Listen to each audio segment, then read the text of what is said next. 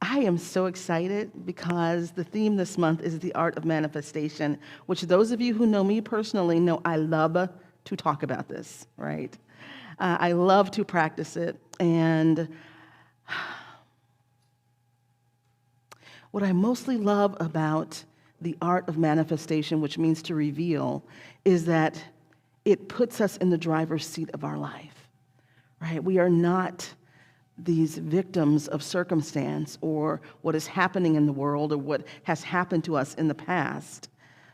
And we are not victims. We are not, I know it can feel like this sometimes, but we are not just powerless passengers in this car that's going over a cliff. That is not who we are.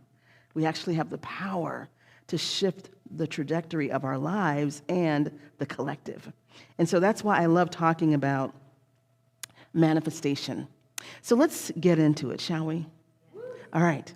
So the thing is about manifestation, as I said last week, is that it means to reveal. And there's so many, I was on YouTube and listening and looking at different videos, and again, so many people talk about manifestation as though it is something that you are making happen or forcing to happen. Right, so I will hear people say, I need to just go and, I'm going to manifest that. I'm going to just manifest a new job, or I need to just manifest a special person, or I need to manifest right?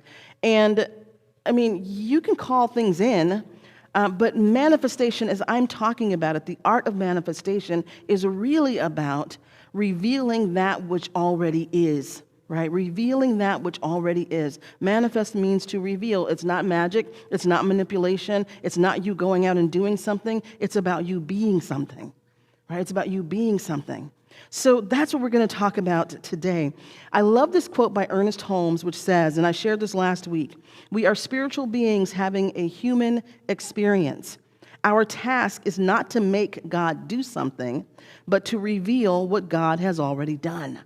Right, to reveal what God has already done. That's what it means to manifest. So what we're doing is we're getting in such alignment with our true identity and our true nature. We're getting in such alignment with the divine presence that what we desire has no choice but to reveal itself in our awareness, right, and in our lives. So that is what we're talking about this month.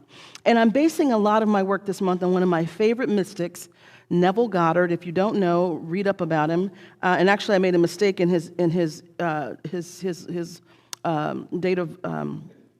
his dates of birth and leaving the planet. He was here from 1905 to 1972. I said 1966 last year. And he was a lecturer, author, a mystic, and he has incredible books. Feeling is the Secret. Another book that Brian handed to me last week, right now, I can't remember the title of it, but he really talked a lot about laws of manifestation. I don't know that he used that word exactly, but his message is one of real self-responsibility, radical self-responsibility. We can create the world as we imagine it to be. Yeah. So let's delve into what he calls the law of assumption. The law of assumption. Now, everyone has heard of the law of attraction, right? How many people have heard of the law of assumption in this room? Okay, so this is good. So it's a new law for most people in this room. So let's talk about the law of assumption. So the law of assumption teaches us that when we assume a state of already being and having, life organizes itself to present that evidence to us, right? When we assume the state of already being and having, then life organizes itself to present that to us. Way back in the day, in ancient times, Jesus said, "Whatsoever things you ask for when you pray, believe you have received them, and you shall have them." It is the same premise. It is the same core idea, right? Because what Jesus was saying and what he demonstrated in his what we call miracles, right, in his manifestations, in his revelations of truth, what he demonstrated is such a profound knowing, a profound state of knowing, of alignment with the one, so profound, so deep, so true, that miracles had to take place. The physical world had to reshape itself into what his assumption was. Yeah? So this is what we see time and time again in the brief ministry of Jesus, right? These incredible miracles that we still talk about. And it was all what Neville then, thousands of years later called the law of assumption. So let's talk about the core ideas around this, because it's a little bit different than the law of attraction. So to assume something means that you are, the definition according to the dictionary is to assume, or an assumption is a thing that is accepted as true or certain to happen without proof, right? A thing that is accepted as true or certain to happen without proof. It also means the action of taking on power or responsibility. And I love that, right? This action of taking on power or responsibility, this action of recognizing your power, recognizing that radical responsibility, the ability you have to shift your life, to change your life, that we have collectively to change this world. So the law of assumption states that consciousness is the only reality, right? Consciousness is the only reality, and your assumption or your inner conviction, that which you truly assume, live, know, be, your stories, all that stuff, that is the creative power. And that is what determines your existence, right? And how you will live. As we talked about last week, what we are experiencing now individually and in the collective is the result of our previous consciousness. Right? It's the result of our previous assumptions, our previous stories, our previous beliefs, our paradigms, our values. Right? So whatever we're seeing out there in our lives or out there in the world is a reflection, a result, a production, a product of our consciousness. Yes?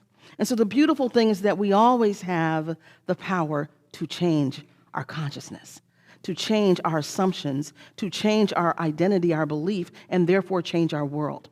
So let's talk about the law of assumption versus the law of attraction. How many people know the law of attraction? Yes. Okay, great. So the law of attraction, and this is, I'm giving you I have a little chart here, so I'm going to read from this chart. So the law of attraction focuses on vibration. Right? You vibrate at a certain level, then you attract something, right? So it's vibration, it's energetic magnetism. It's this idea that like attracts like. That's the law of attraction. The law of assumption focuses on your identity and your state of consciousness, right? Your identity and your state of consciousness. So what the law of assumption is saying is that you manifest what you assume yourself to be.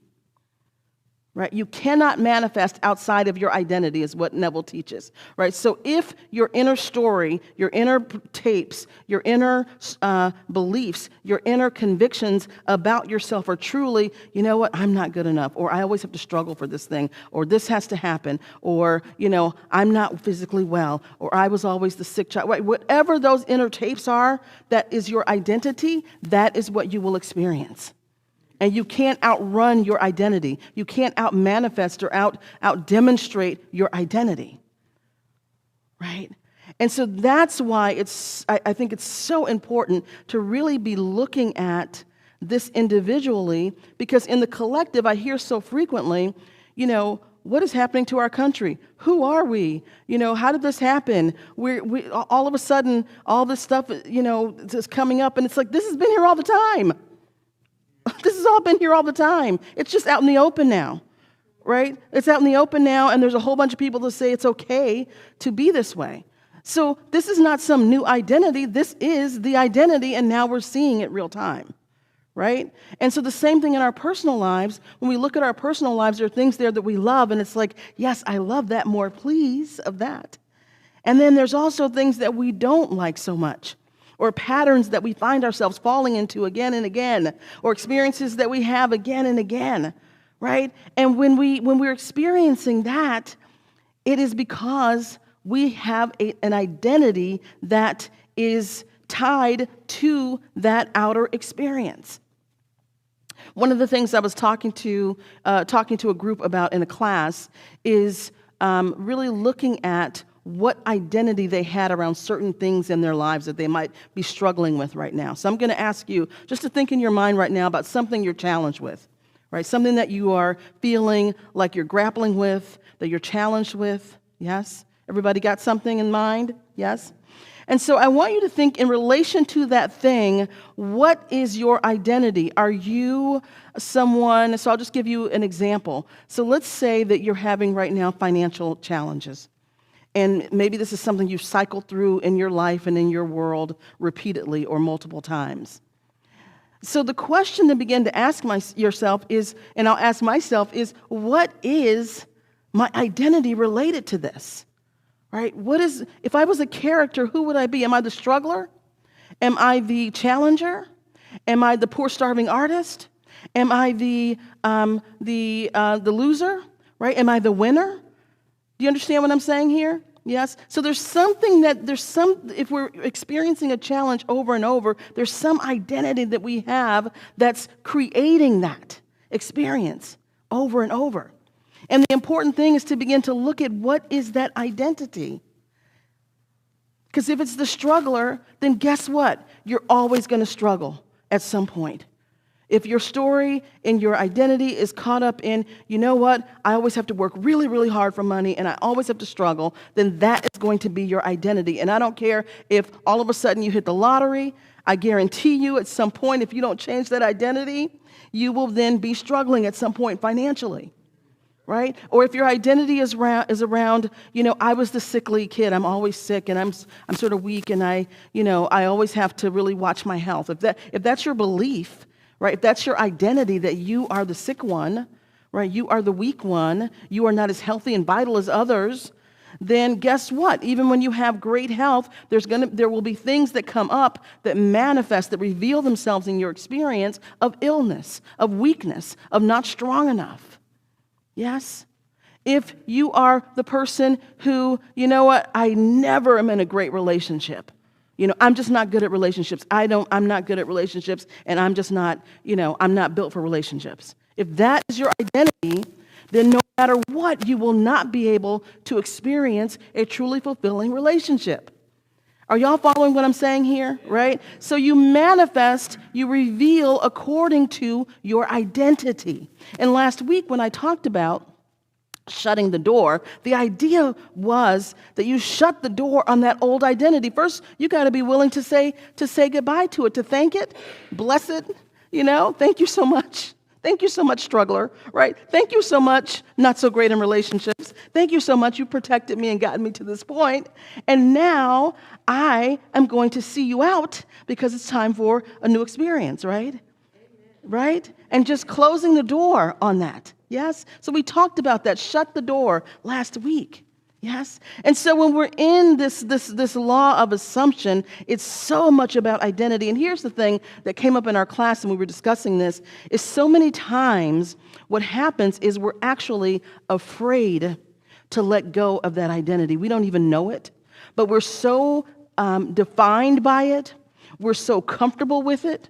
We're so rewarded for it in our lives. There's some benefits and rewards we get from always struggling with money, right? You don't have to ever grow up. Somebody can rescue you, right? Don't do great at relationships, then you get to, be whatever with the benefits of that, right? If you're always sick or needing help, then you get to be someone who has other people. The way you get attention and the way you get support and the way you get love is other people have to take care of you because you're sick.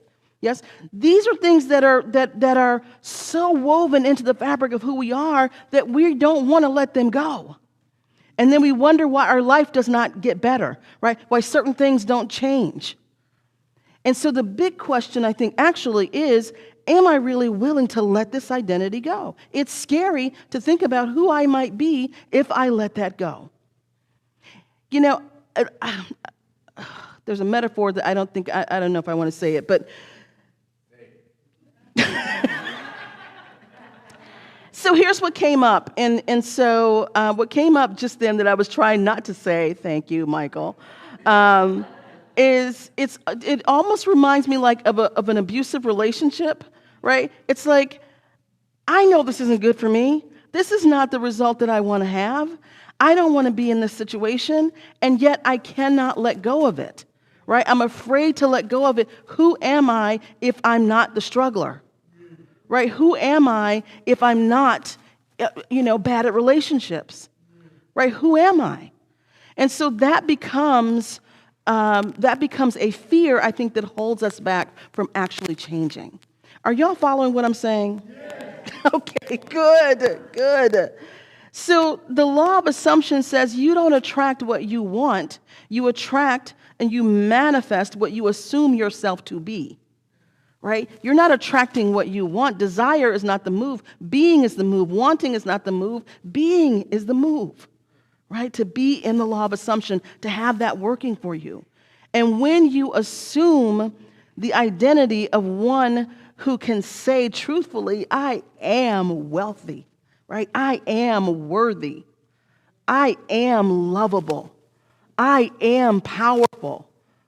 I am whatever it is. When you can truthfully say that and truthfully land in that identity and you live from that place, then the physical world organizes itself at your feet. It organizes itself in the consciousness of your identity, of your new identity.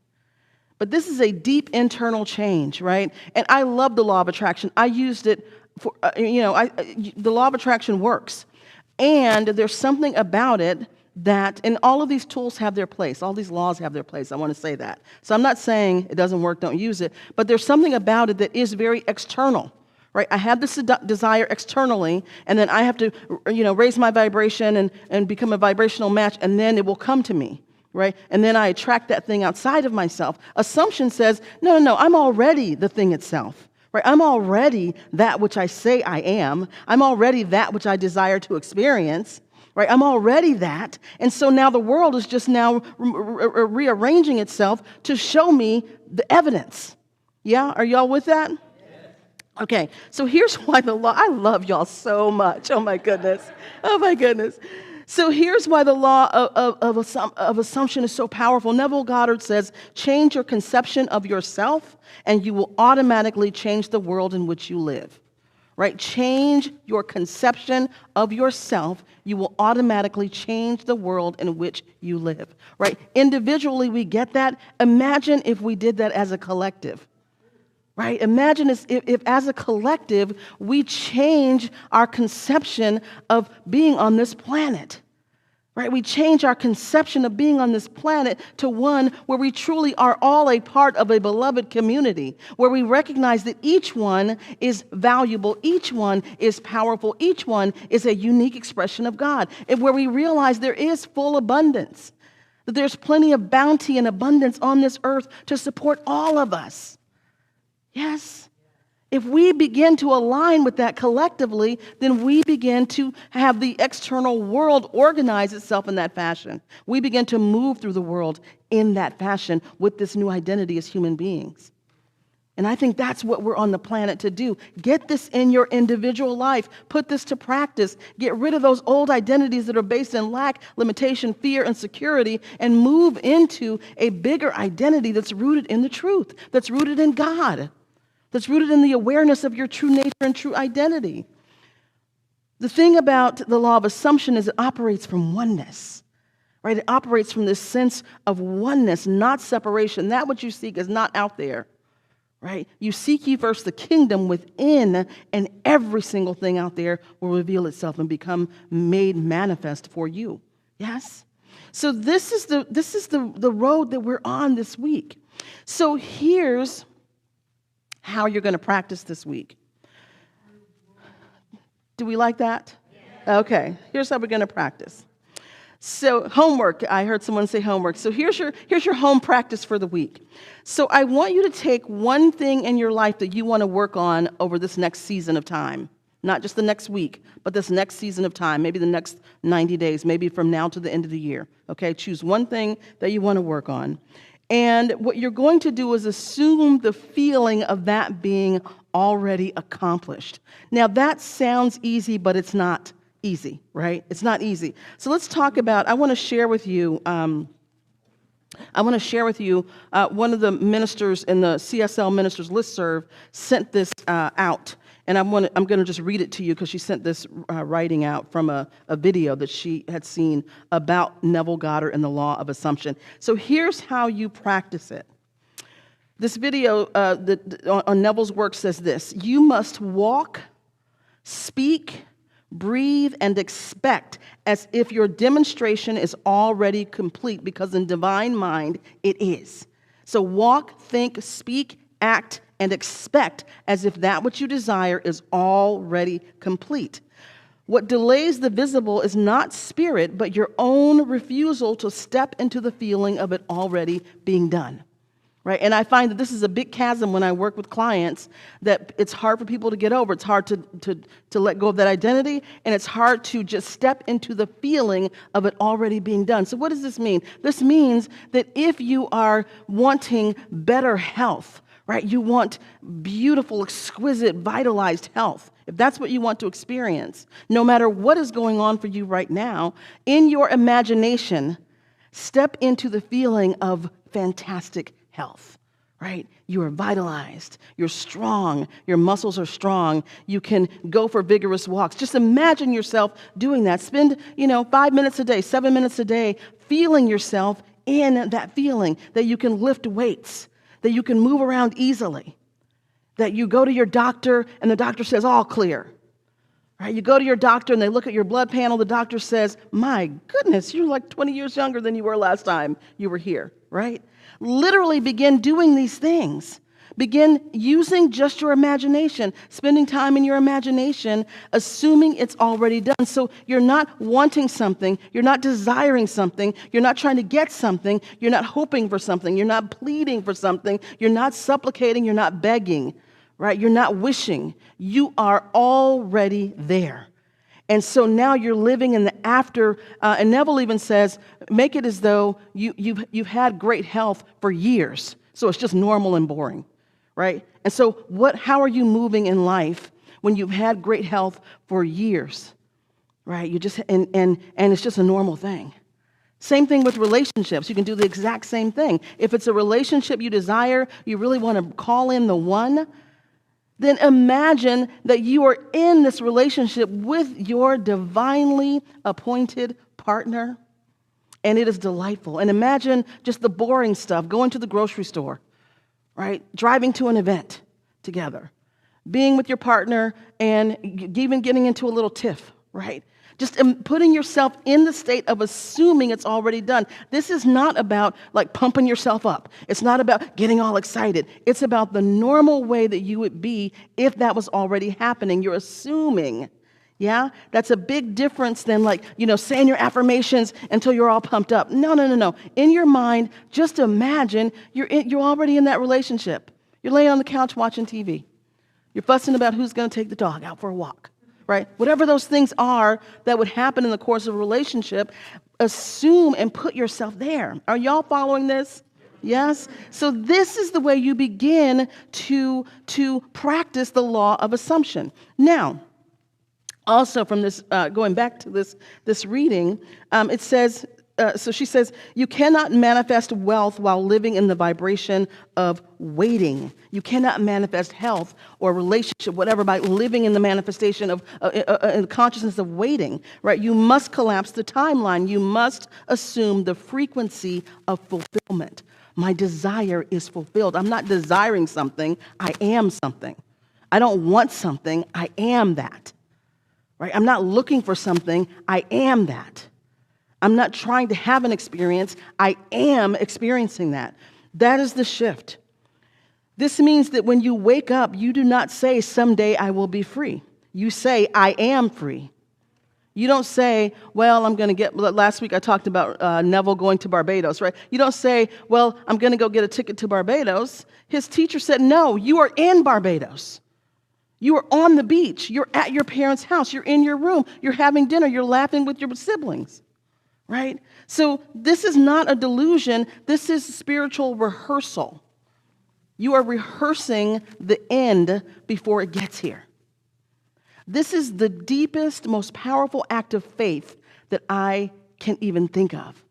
Because what you're saying is, I'm willing to put my whole imagination, spend some time with my whole imagination, feeling and sensing and experiencing and knowing this thing that I desire as though it's already done. I'm not yearning, I'm not wanting, I'm not wishing, I am experiencing that thing. And when you begin to do that, you train your body, you train your mind, you train your cells, you train your bones, you train your brain, right? You train everyone around you, and energetically, and the frequencies around you, you train those things for the thing you say you desire. You train the world around you so that the conditions are ripe to bring into your experience that which you desire. That is what you are doing. So you walk in the vibration of already done. You say, I feel the wealth I command before it arrives. I feel the relationship before it arrives. I feel the health I command before it arrives. The law is not about waiting, it's about becoming. So this reading says, if you act poor, this was specifically about money. If you act poor, speak doubt, and vibrate delay, then the law must keep you rehearsing the condition you've agreed to.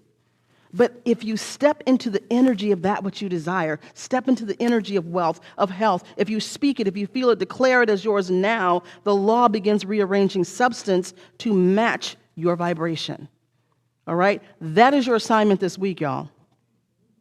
Right? That is your assignment this week. This is the role of your lifetime, literally. This is the role of your lifetime that you are preparing for. What does the next chapter look like? What does the next day look like? Right? What does the next year look like? This is the role of a lifetime.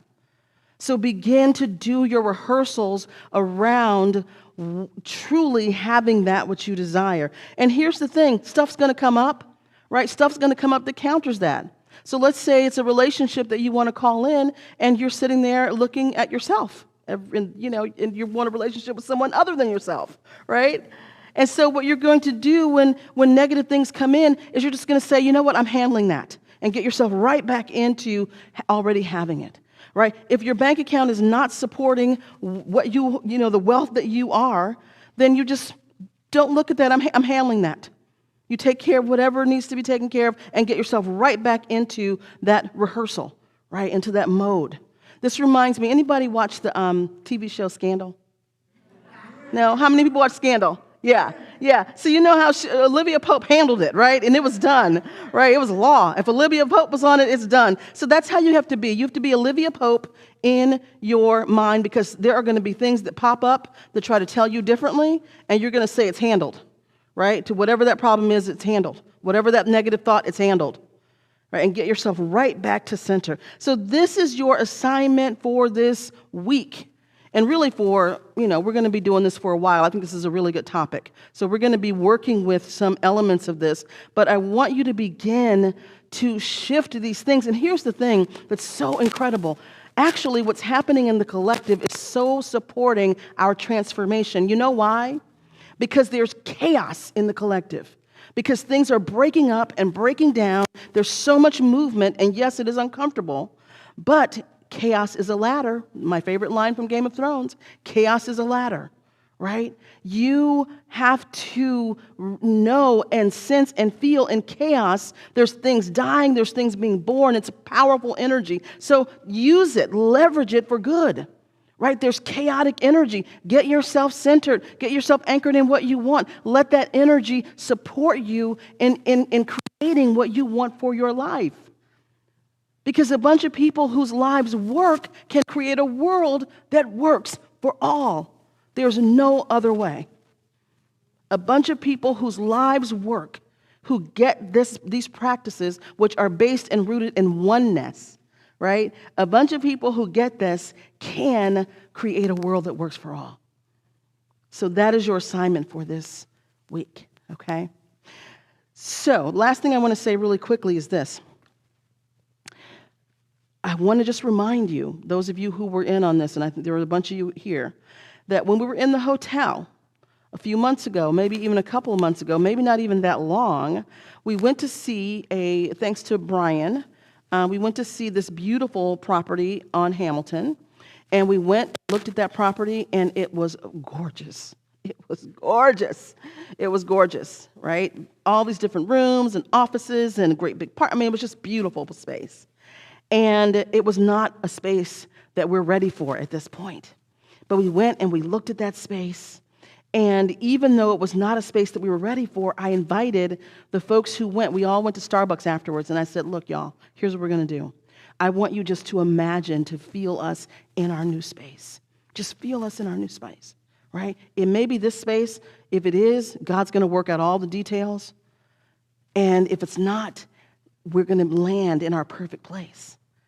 And what was it, less than 2 weeks, y'all? 2 weeks later, a week later, we were actually literally in a meeting about moving and talking about moving into a new space and what we were going to do. And in that meeting, I got a phone call from Flo here saying, hey, do you still want to rent the space at Campbell UCC? Right? And within a week, we were here. Happened very quickly. This place happened. We collectively didn't make Campbell UCC existed before we got here. Before we even formed as a church, it existed, right? It was already here. We couldn't see it. We couldn't see it until we were ready. The way we got ready is we had to go to that other place, which expanded our consciousness out of our beautiful little shoebox at the hotel, right? We had to go to the other place and go, whoa, look at what's possible. And then stay in the feeling of the other place, like, oh my God, look at the space. And then we were ready to then have this reveal itself to us, which it did. At the moment we were actually meeting and talking about it. This is how this works. It's not magic. It's not magic. It's practice. Once we have the identity as a center of, okay, we can find a permanent larger space, because we're grown-ups. We're 9 months old now, right? Time for us to grow up, right? A little bit. As soon as we got there in our identity, then this place opened up like that. Yes? So this is something that you all have walked through with me, with us, walked through together. You've already proved it. Let's do it again. All right? Y'all ready? Okay, good. Thank you. All right, let's turn within